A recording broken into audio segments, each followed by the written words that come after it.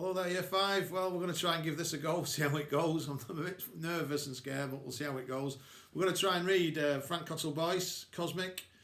It's the same person who wrote Sputnik, so hopefully it'll be good. Just a little bit of a disclaimer. The accent is a bit ropey. It's set in Liverpool, so at least it's not as bad as my Scottish one from Sputnik. So we'll see how it goes. Hope you enjoy. First chapter, I'm not exactly in the Lake District.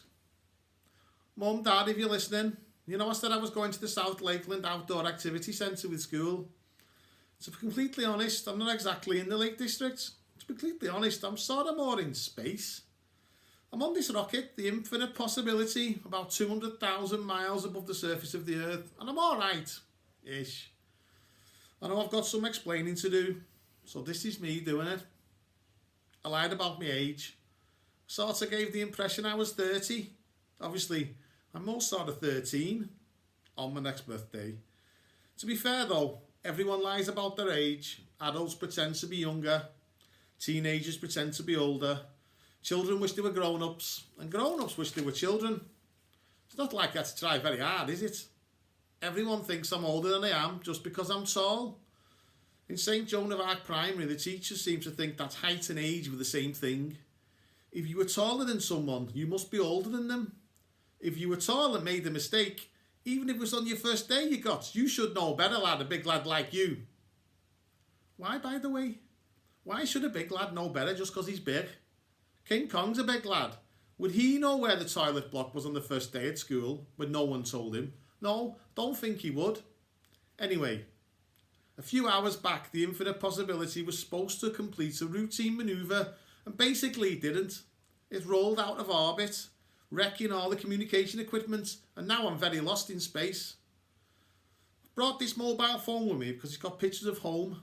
It's also got an auto diary function. That's what I'm talking into now. Talking makes me feel less lonely.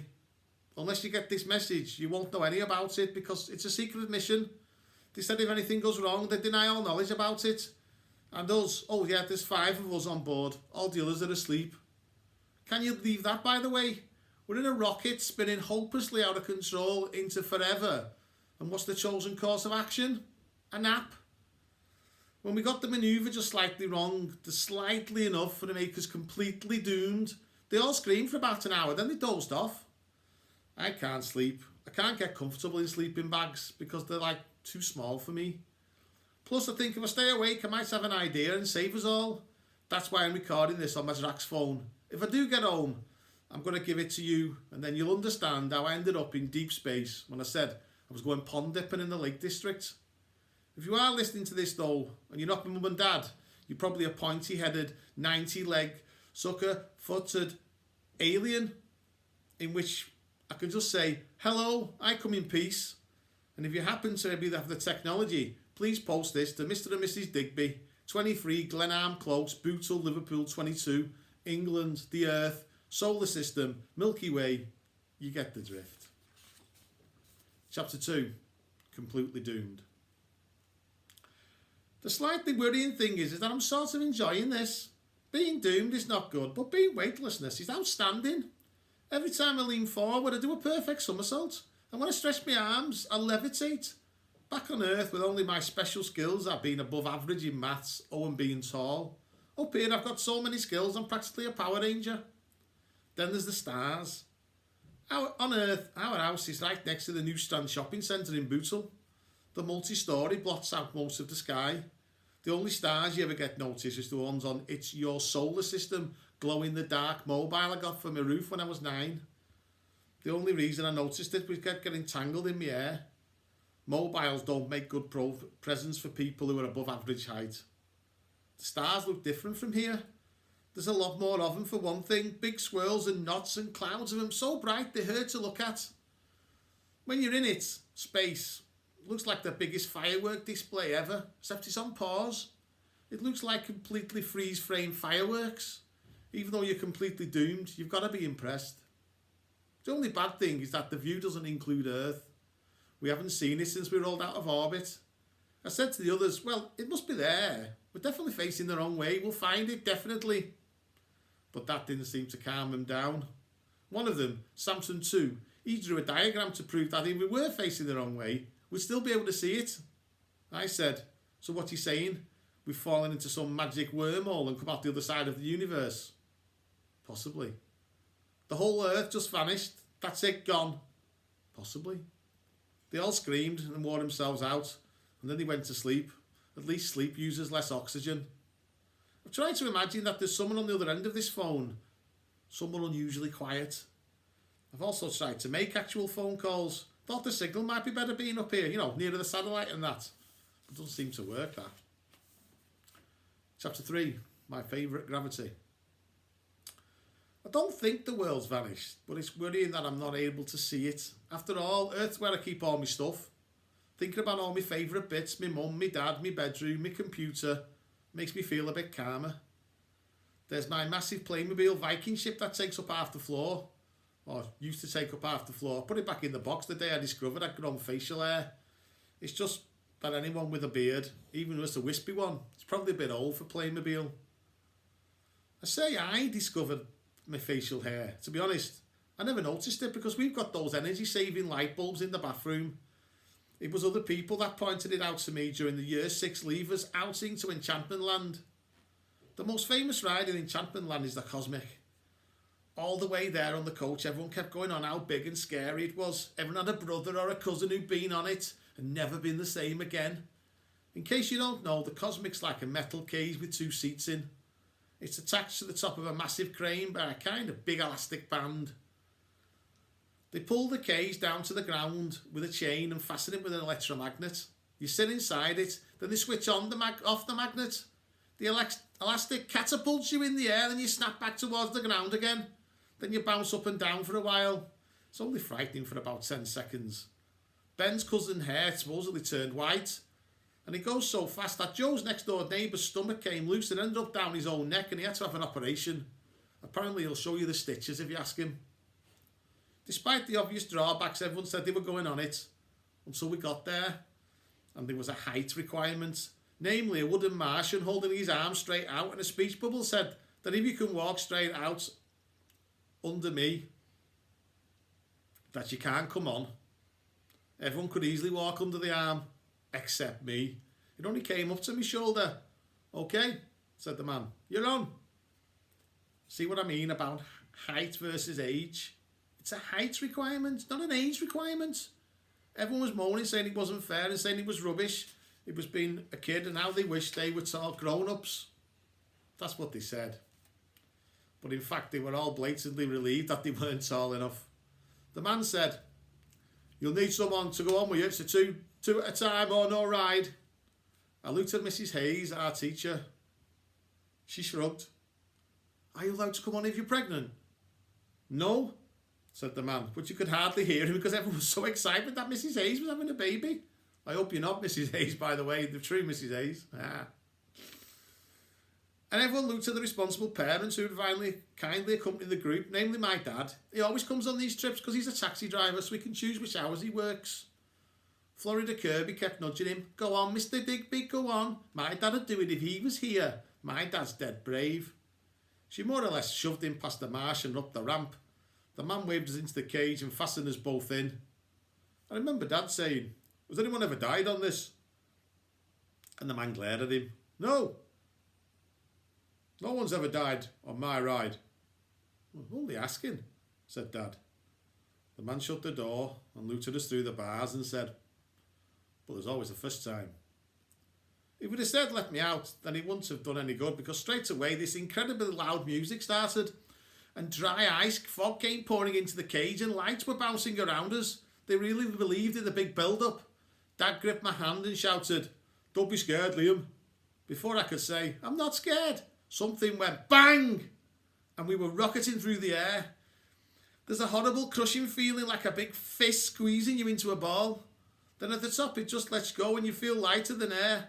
And I'm not scared of anything at all, although the fear has been squeezed out of you. The second bounce was nearly as high as the first bounce, but it wasn't even a bit frightening. We sat there, the two of us, laughing madly, and we waited for the elastic to calm down. We bounced 5 more times.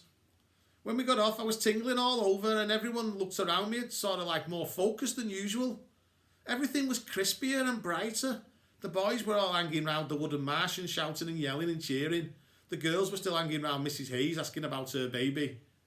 Then I realised we'd only been up for 2 minutes.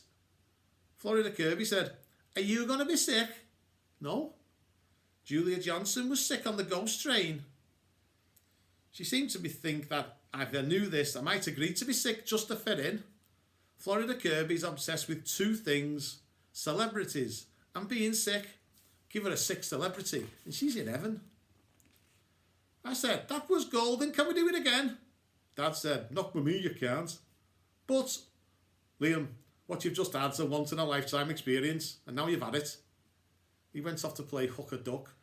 Wayne Huggensini was with him, and the 2 of them got talking about a profound conversation about Liverpool's defence. Dad said they were weak at the back, and Wayne said they were solid, but they couldn't really distribute it properly. Every now and then I'd see the cage of the Cosmic shoot up above the tops above the ride, twisting and turning like a moonshot from a cannon, and part of me thought, I've done that. And the rest of me thought, I've got to do it again. When it was time to leave, Mrs. Hayes marched us off to this special exit they've got just for school parties. I carried on watching for one more glimpse of the Cosmic. I must have drifted a bit out of line because I tried to walk through the gate. The security man said, "Could you stand outside for a moment, sir?" I stood aside and let everyone leave. When Dad went by me, he was too busy managing Liverpool with Wayne's. He didn't even glance at me. As soon as I'd gone through, the security man closed the gate and said to me, "The main exit's over there, mate. School kids only." He thought I was a grown-up. People always think I'm older than I am, but no one had actually taken me for a grown-up before. I could have said, "I'm a school kid, please let me out." Or I could have said nothing, seized the opportunity to have another go on the Cosmic. So I did have 2 options, but somehow in my head it just dwindled down to 1. I went straight back to the Cosmic. The man in charge spotted me hanging around and said, "Didn't your mate like it?" My mate? I realised he was talking about my dad. You can do me a favour if you like. Help me plug the gaps." "What gaps?" "Well, I like to keep the ride busy. Don't look too tempting just a cage standing there on its own. A lot of people chicken out at the last minute. I like to have someone who can step in from time to time." I said, "Sure," in a grown-up kind of voice and stood by the cage. That afternoon I did the Cosmic with a boy whose mum was too scared to take him, a teenager who was too doing it for a dare, someone whose girlfriend who was too fat for the seat, and 4 others, 8 goals in all. The man said I must have a highly developed centre of gravity. Every single time I got that new crispy whirl feeling, it never wore off. According to the man, the Cosmic generates 4G on the way up. That's 4 times the gravitational force exerted by Earth. 4G is enough to make you appreciate how comfortable normal gravity is. I just used to have it set at 5G, but people kept passing out, which wasn't good for business, he said. You do have to feel sorry for people who live on high gravity planets all the time. Must be hard work. Afterwards, the man bought some hot dogs and chips and we ate them in the cage, dangling gently from a piece of elastic above the fair. You could see all the rides laid out like a model village, and sometimes a seagull went straight past us. Finally, I spotted Dad walking past the funhouse. I shouted, "Taxi! Taxi!" Which usually works. He looked up everywhere, but it was ages before he saw me. I suppose if you're looking for me now, Dad, you're doing the same thing, looking up into space. It was a laugh watching you then, but when we got back to the ground, you weren't too happy. "Where the hell have you been? We counted on you on the exit. People swore they saw you on the bus. We were halfway to Bootle before we realised you weren't with us." "I've been here the whole time. Wasn't I, mister?" "Yeah," said the man in charge. "And what's your problem anyway, mate?" "I'm not your mate. I'm his dad." "You look a bit young to be his dad." "He's 11. "What?" "He's just unusually tall." "It's not his height, it's his beard." That was the first mention of premature facial hair. And Dad said, "Liam, coach." Everyone cheered and clapped when I finally got on the coach. I sat by the window and tried to look at my new facial hair reflected in the glass. I could just make out little wisps of brown candy floss. How did that get there? You think with the extra gravity it might have squeezed it out of my face? Randomly, this made Dad really furious. "Liam, blah, blah, for looking for you for the last 2 hours, blah, blah. Yet every taxi driver in the country looking for you reported your magical disappearance from a moving bus." I wasn't on the bus. "Your magical disappearance from a moving bus to the police? No. And then I found you, cheerfully waving and eating chips on a fairground ride. How'd you make me feel that? Happy that I was alive. He glared at me.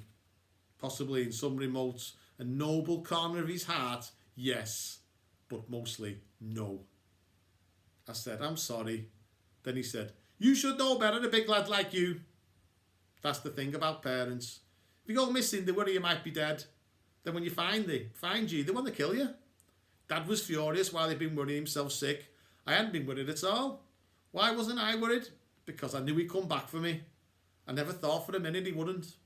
When you're a kid, you think your dad can do anything. It's different now. If you ask me now, I think Daddy's going to pop up with the controls of this rocket 200,000 miles above the surface of Earth and flies back to Bootle. I'd say probably not. I suppose it means I'm not a kid anymore. Okay, we'll see how it goes. Chapter 2, some more tomorrow. Hope you enjoyed it. Cheers.